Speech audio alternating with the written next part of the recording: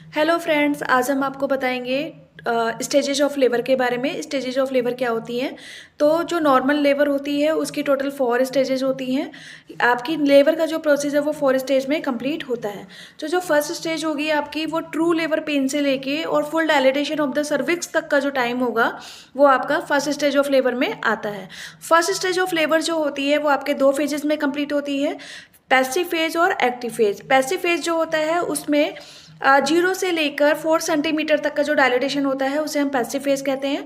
Active phase जो होता है वो 4 सेंटीमीटर डायलेटेशन से लेके और 10 सेंटीमीटर तक का जो डायलेटेशन का पीरियड होता है उसे हम एक्टिव फेज कहते हैं।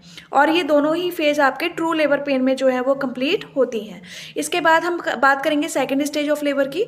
तो जब आपका फुल डायलेटेशन सर्विक्स का हो जाता है उसके बाद जब बेबी डिलीवर होता है, तो बेबी डिलीवर होने के बाद जो है ये जो प्रोसेस है ये पूरा सेकंड स्टेज में काउंट होता है। और जब बेबी आपका डिलीवर हो जाता है उसके बाद से लेकर और प्लेसेंटा डिलीवर होने तक का जो टाइम होता है वो आपका थर्ड स्टेज में कंप्लीट होता है। थर्ड स्टेज जो होती है उसमें हमें AMTSL का प्रोसेस कंप्लीट करना होता है।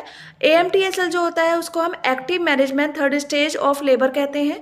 इसमें हमें सबसे पहले मरीज को बच्चा डिलीवर होने के 60 सेकंड के अंदर अंदर ऑक्सीटोसिन का इंजेक्शन 10 इंटरनेशनल यूनिट इंट्रामस्कुलर तरीके से देना होता है।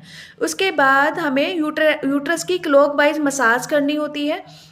इसके बाद मसाज करने के बाद हमें कंट्रोल कोड ट्रैक्शन करना होता है जिसको हम CCT कहते हैं।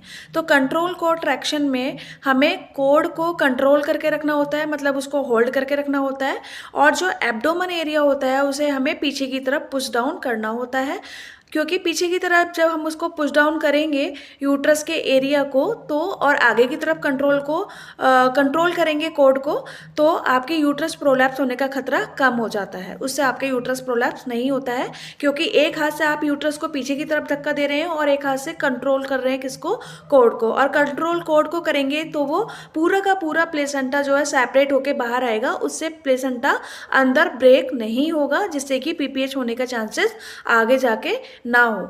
इसके बाद फोर्थ स्टेज ऑफ लेबर की बात करें तो फिर जो डिलीवरी होने के बाद प्लेसेंटा की और जो 2 घंटे का ऑब्जर्वेशन का जो टाइम होता है जिसमें हम बच्चे और मदर दोनों के ही वाइटल साइंस को ऑब्जर्व करते हैं, किसी भी प्रकार की एबनॉर्मलिटी को ऑब्जर्व करते हैं, किसी भी प्रकार का जो है वो रिस्क होने से बच्चे और माँ को प्रिवेंट करते हैं। और ये डिलीवरी के 2 घंटे बाद तक का प्रोसीजर काउंट होता है। हर 15 मिनट में हमें चेक करना होता है, उसे हम फोर्थ स्टेज ऑफ लेबर कहते हैं।